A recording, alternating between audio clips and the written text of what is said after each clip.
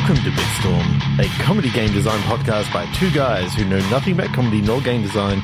I'm Trevor Scott, and with me, as always, is Ben Slinger. Hello, hello. Hi, Trevor. How's it going? Hello. I see you on like a screen, and there's like video. Well, funnily enough, you and I What's usually this? see each other, but now Yeah. everybody else is also looking at us, which is weird. But we are messing around. We're We're testing some stuff. testing some video stuff. It's all the rage these days. It is. As a proponent of RSS-based podcasting, I don't know how I feel about it, but, you know, you got to go with the flow. Well, yeah, you got to deal with it. So, this may never see the light of day. This may see the light of day. We don't know. If you're watching this, you're one of the lucky ones before we pull it Yeah. down out of sheer cringe. Yeah. So we're going to play some just classic click pitch tonight. Mm-hmm. Because that's what fits better on the screen. And, you know, we know that actually works. So we therefore, won't overflow you know, your impressive OBS integrations there. my absolutely terrible OBS integrations. But anyway, it's me trying to play around. We're and have some playing. fun We're with having some fun. So yeah, Click Pitch is a game, for those who are just joining us for the first time perhaps, where we each have a random word generator in front of us. And on the count of 3, 2, 1, click, we're each going to get a new word. You will see it come up on the screen. And we're going to take those words and we're going to riff off them. We're going to use them as a jumping off point. No hard and fast rules here. To come up with a video game design. Yeah. If you're listening to this, like everyone else usually does, then you won't see it on your screen because we haven't got those integrations set up yet. But other than that, you know, 3, 2, 1, click. Yeah, let's do it. Okay. So I've got the word seed. And I have the word hugger. Ooh, seed hugger. I'm a hugger. Get in here. I mean, this is a very alien thing because I'm thinking alien seed face and hugger. face hugger. We've been in what that. if- We've been in that headspace. We went and saw Romulus. We've been watching, Yeah. rewatching. Yeah, okay. Some xenomorph okay. action. That's kind of cool. I like that. I know that the earlier Alien versus Predator game, there was actually a mode where you mainly played as a face hugger. Yeah, because I think, was it AVP 2 where there was a bunch of, well, I think in both of them maybe you had levels as an alien as well, right? But then, yeah, there was at least some where you played. started off as a face hugger, then you became a chest burster. Then what if you were a face hugger that hasn't yet, you know, you've come out of the egg, but there was no one there. And now your whole alone. adventure is just to try and You're a face like hugger get on with someone's no, face. with no womb. Exactly. A wombless face hugger. It's such a sad. All you want to do story. is lay your seed. Yeah. Like, And it uses seed twice, so that works well. okay. How much personality are we giving this face hugger? Or are you just because they're pretty mindless in the movies. I kind of like the idea of this being like a cutesy Studio Ghibli, Okay. you know, like It's got anime. It's got some eyes, some cute little eyes. It's got some that eyes, pop out like, of yeah. its grizzly looking top, right next to its bloody lung bags. Yeah, I mean, it's just a face hugger who's just Looking for looking love. for love in all the wrong places. It's a Legendary Larry sequel. Yeah. Larry has come back as a face hugger for some reason. Yeah, I mean, why wouldn't he? Our lows run out of ideas. Okay, so one of the Now I things want to make did- it a point-and-click adventure. jump on face. You have one for hug. Hug face. Okay, yeah. Okay, Hug- point and click adventure. Hug that's- wrench on face. Still your only verb. It could work as a point-and-click adventure, though. I could see that. It's less dialogue-driven, clearly, because I don't think you speak. Oh, yeah. Still, I feel like that would be too No, much. that's a But way too far then. You know, I know. The other characters speak to you. Maybe they're scared of you or they're they find you cute or whatever. Yeah. Okay. Yeah, there's something about that, like, as you go to jump on, it's like, oh, he's trying to jump. He just wants a hug. They're behind glass or whatever. And it's always, everything's sort of stopping you from getting to that next thing. Maybe people are running away from you scared. Yeah. But, well, you have to convince people. And it's consensual. You want to consensually hug someone's face. Don't we all?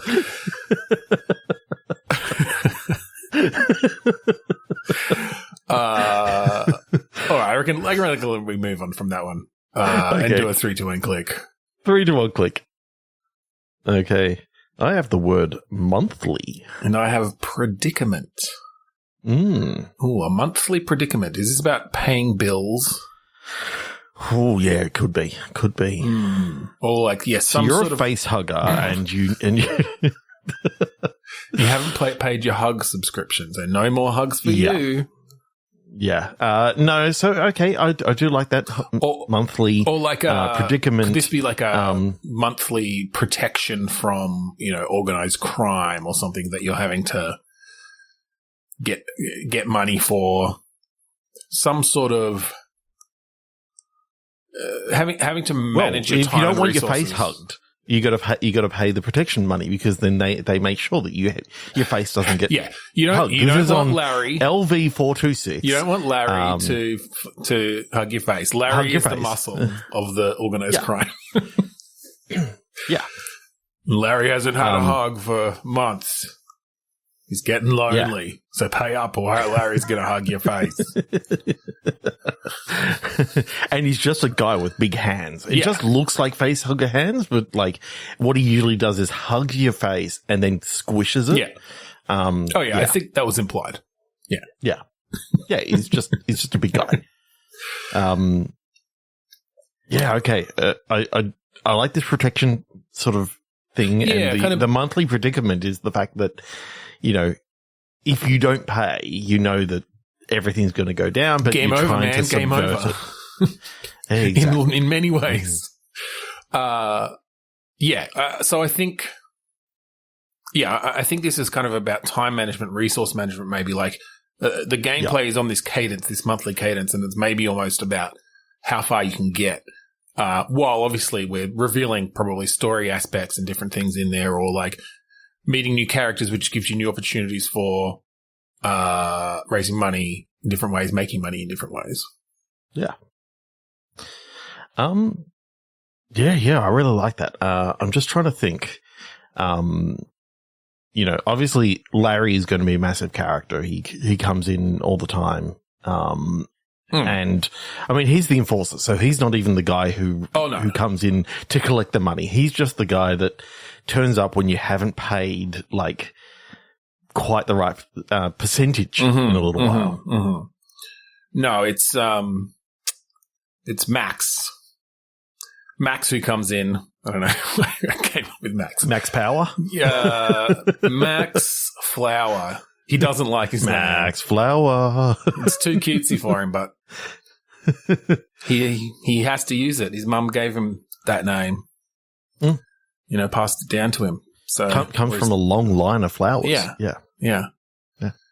So and they were all like confidence men for they were all made men for the mafia.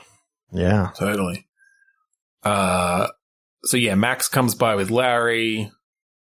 You gotta pay up, and if you don't have the money, your face gets hugged. So how are you making this money? Like, what is your business? Is this customized? Do you set up your business? It's like surviving in this town with different business types and stuff. You know how there's this thing at the moment about, all these like simulation games where like you have a shop and you're selling to people and all this sort of stuff. It's one of those games, but at the end of each month, someone comes in and you need to pay them protection money, and it's a certain percentage of what you've earned. It's a bit darker. It's a cozy. It's one of those cozy games, but every month it gets a bit dark. In between, you're just trying to keep your business going. Maybe every week. Maybe it's every week. It's a weekly protection fee. I know that it says monthly on my screen right here, but it's just a jumping off point. It's a jumping off point. Weekly, because then it's like, that might make a bit more sense. They come in on the Monday. Yeah. And because like you start on a Sunday. So it's like you've done one full day of stuff. You've earned all this money. It's like, great, this is so cool. And then they come in asking for the money. And it's like, if you don't want your face to get hugged. I do like that idea of adding that tension to what would otherwise be a cozy shop sim. Yeah. You're having to raise this money. And the amount isn't going to stay the same. Like, supply and demand, things change. If they decide that you need more protection than you used to, then that price is going to go up. 100%. Yeah. No, it goes up 100%. 100% each time. Yeah, no. I don't know how we're going to raise this money selling donuts in this. I mean, we haven't seen a cozy game where you're running a donut shop. Yeah. And of course, like any good donut shop, you need to also be selling ice cream, because it turns out that, you got to diversify a little. Yeah. Not everyone wants donuts all the time. Could you just imagine as like, okay, so you've got like the normal sort of donuts, there's in the ice donuts and all that sort of stuff, but then it's like, well, cinnamon donuts, they need to be hot, so you need to be making them fresh. And, start bringing in your long johns, your shaped donuts, and then if you've got the ice cream, are you doing soft serve? Are you doing sorbets? Doing your classic. I could do a good sorbet right about now. You can always, sorbet is amazing. Yeah.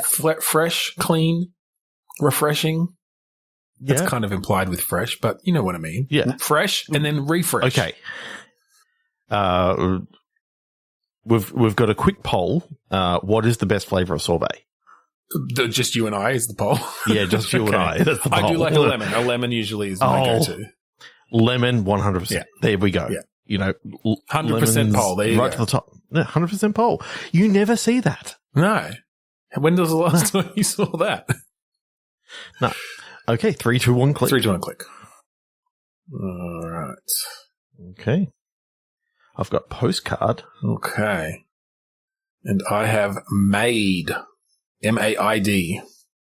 Yes. Mm-hmm. For those at home. Exactly. For those watching the maybe existent video version. It's there. It's on the screen. It's there on the screen. Okay. So is this, this could be a cozy sort of game too, where you are working as a maid or a cleaner of some sort. We don't need to gender it. I don't know. Does maid imply gender? I'm not sure. I feel like it does, but it does because butler and maid. They're sort of like maybe just some sort of house worker, house cleaner, house cleaner. Yep, for a resort. Oh, because okay. That's where you find postcards. Oh, okay. I was going that you were abroad and sending postcards back, but I do like the idea of it being at a resort, because then you've got more opportunity for people coming in and different characters and things. You got storylets and all those sort of things because you can be interacting with the guests, Absolutely, yeah.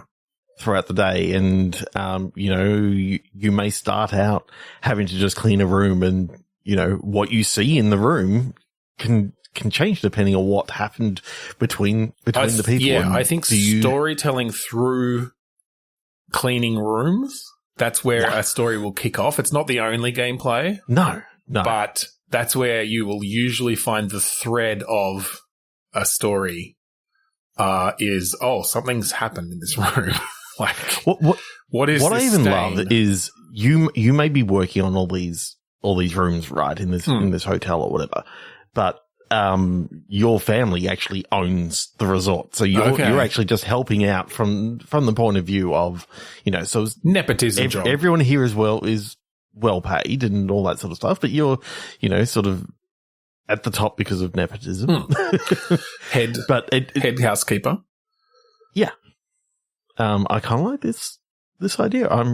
I can see that you could go into some sort of debauchery and You could go in a lot of, I mean, the shit that goes down in hotels, right? Oh, yeah. Yeah.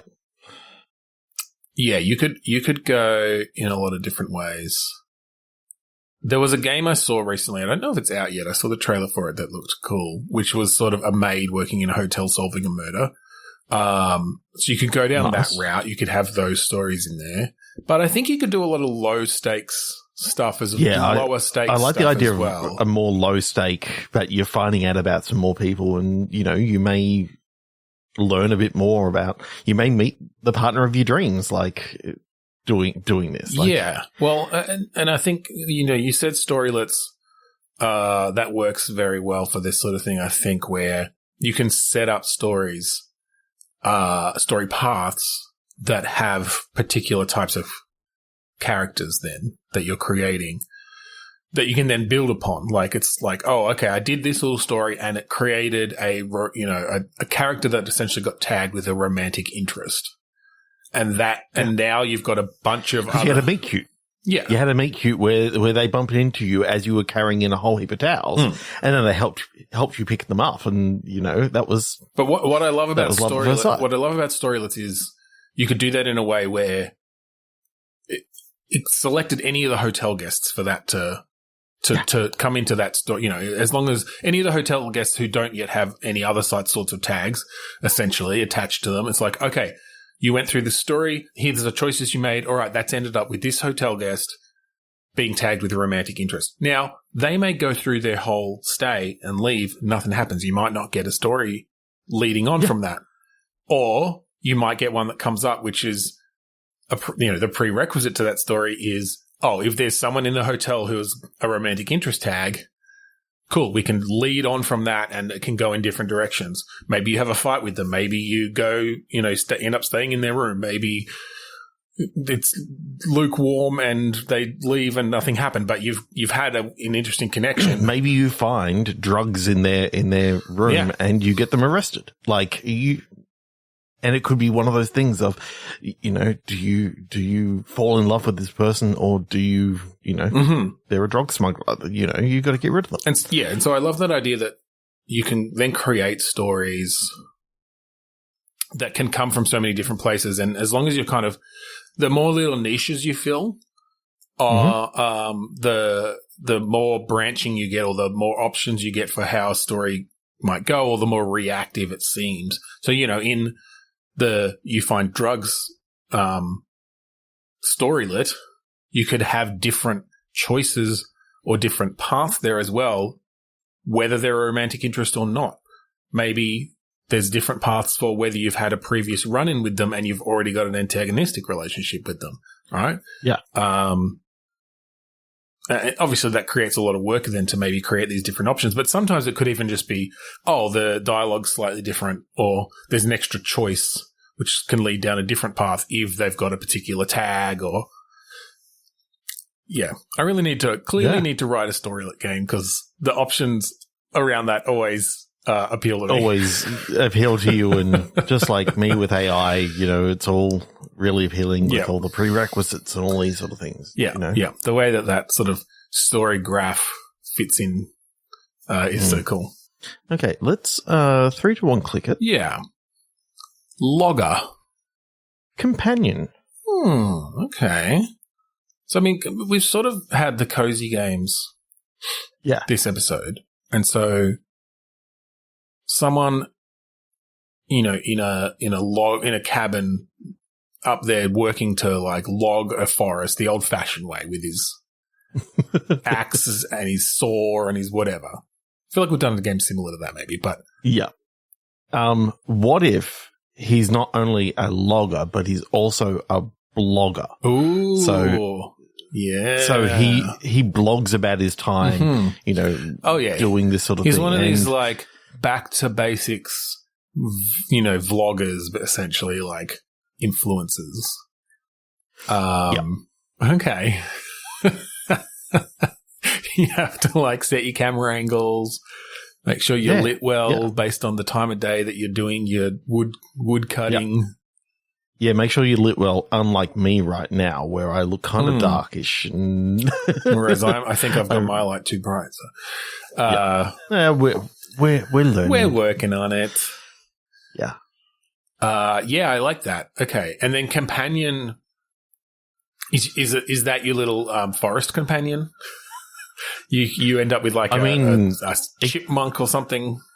It could be a forest companion. It could literally be your blog companion, and that's like a clippy, like right, okay, sort of thing. Okay, vloggy. It's an anthropomorphic camera. Yeah. And funnily enough, I see you're trying to vlog in that same way that like you're not using paper clips in Microsoft Office. You're not using real cameras anymore because it's all on your phone, but it still looks like a old, film camera. Yeah. So much so that, like, one of the things that it does after a while is take out the film thing when it's empty, canister, put a new one in, and it's got like the crank. It's not even. It's continually cranking. It's cranking, and it makes a while you're recording. Yeah. True to form, like, in the true clippy form, it's a very annoying companion. But yes, in this game, it's helping you start. I think this is one of those, like, you're starting from fresh, zero followers. And as you kind of create content based on your, I guess, your career as a basics. logger. Yeah. Mm-hmm. And, you can select different templates and different things for what you're going to put out there. Yeah. So a little bit like a game dev story kind of thing, or like those sorts of games where you base the response to them off of a bunch of variables, like what's in the zeitgeist right now, like how well do your clothes match or whatever, or like how well do you fit a certain aesthetic, and then you've got pre-selected choices of like, with the words that you're actually saying, or something like that. But yeah, I like the idea of actually then being able to watch these like short 30-second or 10-second or whatever little TikTok essentially type videos that you're putting out there and seeing your likes and your follows and your comments and stuff click up. Yeah. That's pretty cool. Yeah. I like that. I like that a lot. And then is there actually logging gameplay? Do you have to get good at cutting down trees as well? Ooh. I mean, I feel like I think that works. Like it sort of, you need those extra little things to do to really get you into that logging lifestyle. Yeah, I mean, there's a couple ways you could do that. You could do it as just another kind of stat that you're building up, like. If you're really good at logging, then maybe more people are going to watch your stuff. Just the same way that if you're making yourself look really nice or whatever, they're going to watch your stuff because you're doing thirst traps all the time. Or it can be a combination of both. But or you could do it as an actual gameplay thing where, one side of this game is the influencer stuff, and the other side is the actual logging, and you're like clicking on trees and swinging axes and things. I really like that. I do like the idea if you did this in VR of holding the phone up to like selfie yourself trying to chop down a tree with one hand. With the other side. But because when you first start, all you've got is you haven't been able to afford a selfie stick or a selfie stick or anything. No. Yeah. Nor a good mic. So you're just using the in-phone mic, which is not always great because it blows out really quickly. Well, and you're outside. You get horrible audio. Yeah, for sure. But the more that you go, you get like a little pedal mic, and you get, all these tripod other set sort of up, wonderful things. Yeah, for sure. That's really cool. I like that. I like that a lot. Okay. 3, 2, 1, click. Yeah. Velvet. Manufacturing. Oh. Okay, well, I don't know how Velvet's manufactured, so. Velvet's a weird thing and a weird word. There's definitely a kind of vibe of like velvet clothes. Like it takes me to like the 70s or something. I don't know if they actually wore velvet or if it was just things were put in like. It's pretty soft from what I understand. Like. Yeah. velvet sheets. Was that a thing? I don't know. Yeah, I wasn't alive in the 70s. Because every time I think of something, it's like, no, that's velour. Velour is the one that goes one way and like, right. it's soft one way and kind of gets a bit I wonder rough, if they're related the other way. But anyway, I'm sure they might be. But yeah, okay. Clothing manufacturing. Yeah, or another cozy game. Something that you would manufacture while you're running a sweatshop, or just in that. The other thing is not the type of sweatshop that you think it was. You make sweat clothes, like sweatpants. Yeah, the sweatpants. Yes, it's a sweatshop. Yeah, sweatsuits. Yeah, leisure suits. Well, wait, I think his leisure suit was velvet, wasn't it? I don't know. No, I think it was polyester. Sure. No, polyester. It's 100% polyester. Yeah. If I remember rightly. Yeah, that's true. Okay. Yeah, okay. So what I was saying, though, is you could also go, is there something that would be manufactured in that, like, vibe of people dressed in certain ways or, we're thinking now sort of thinking, I feel like Studio 54, like, you know what I mean? Like yeah. So it could be the, like, drug manufacturing, maybe something you're selling to the, like, high-class people of the 70s or something. Or, wasn't, like, the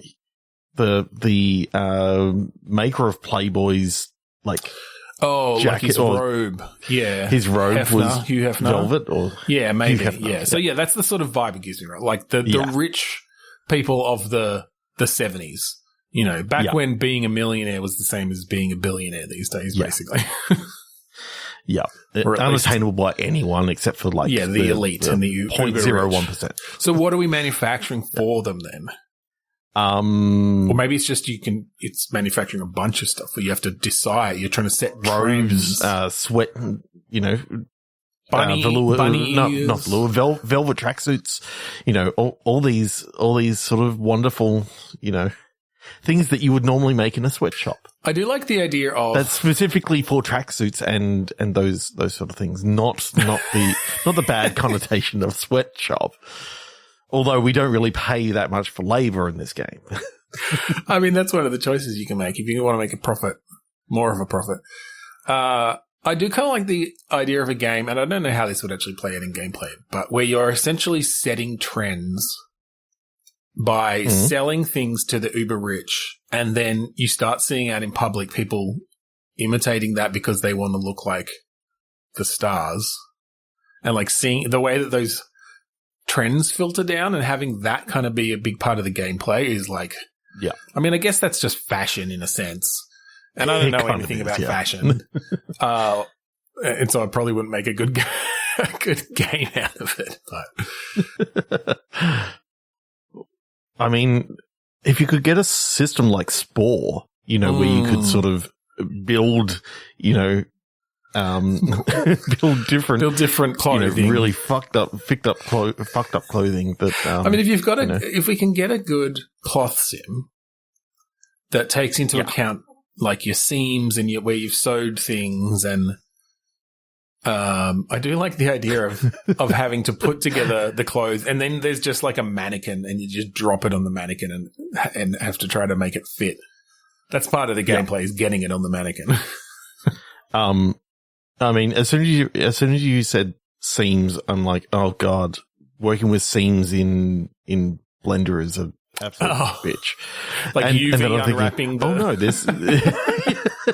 Like you got a UV unwrap the clothes. It's like we couldn't be bothered doing it, so we just kind of put Blender as sort of like a front end into the game.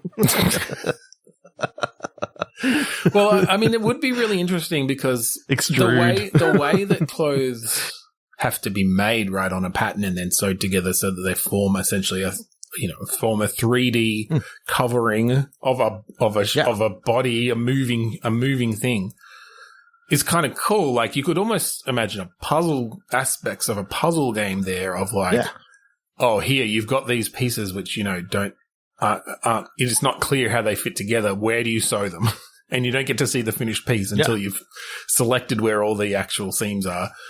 I'm like filling on this. It's like, oh, okay, I've got my t-shirt on right now and I can see there's a seam on the side. So that's where one of the things some of it I'm sure will be, comes up into the underneath the t-shirts probably easy mode.